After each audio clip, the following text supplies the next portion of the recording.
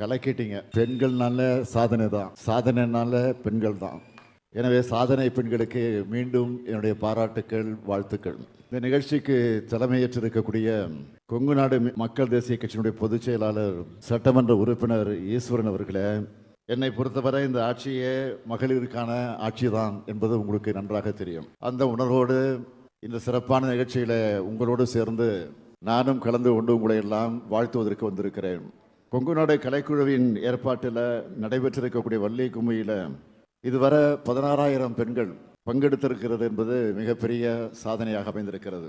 எனவே இந்த விழாவிலே நாம் பங்கேற்க வேண்டும் என்று நம்முடைய அன்புக்குரிய ஈஸ்வரன் அவர்கள் என்னிடத்தில் அழுத்தமாக எடுத்து சொல்லி அன்போடு கேட்டு அவருடைய அன்பை தட்ட முடியாமல் நானும் இந்த நிகழ்ச்சிக்கு வந்திருக்கிறேன்.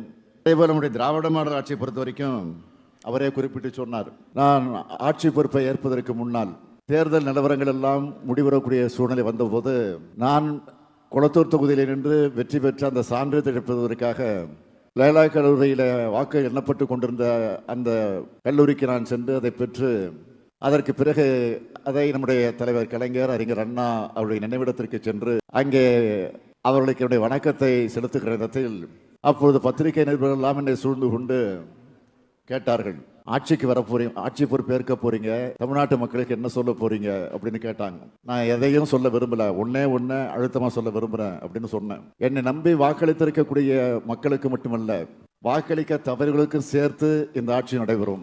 அதையும் தாண்டி சொல்றேன், வாக்களிச்சவங்க மகிழ்ச்சி அடையணும், வாக்களிக்க தவறியவங்க இப்படிப்பட்டவருக்கு வாக்களிக்காம தவறிவிட்டோமே என்று வருத்தப்படணும். ஆக அந்த நிலையில நிச்சயமாக எங்கள் ஆட்சி இருக்கும் என்று நான் உறுதி சொன்னேன். அப்படித்தான் இந்த மேற்கு மண்டலத்திற்கும் ஏராளமான திட்டங்களை நம்முடைய அரசு செஞ்சுக்கிட்டு இருக்கு என்பதை நம்முடைய ஈஸ்வரன் அவர்கள் நேரமில்லா காரணத்தால் ஒன்றை மாத்திரம் அவர் தெளிவோடு குறிப்பிட்டு சொன்னார். ஆக உங்களுடைய நன்மதிப்பையும் பெற்றிருக்கிறோம். அதனால தான் தொடர்ந்து 2024 நாடாளுமன்ற தேர்தலில் திமுகவுக்கு அமோகமான வெற்றி, முழுமையான வெற்றி நாம் பெற்றோம். ஆக அந்த 40க்கு 40 என்ற வெற்றியை பெற்றிருக்கிறோம் என்று சொன்னால், முழு வெற்றியை பெற்றிருக்கிறோம் என்று சொன்னால் நம்முடைய ஆட்சிக்கு கிடைத்திருக்கக்கூடிய அது நற்சான்றிதழ். அதே போல் வருகிற 2026 ஆண்டும் மீண்டும் சொல்லுகிறேன், நாம் தான் வெற்றி பெறப் போகிறோம், நம்முடைய அணிதான் வெற்றி பெறப் போகிறது. நிச்சயம் அது தொடரும்.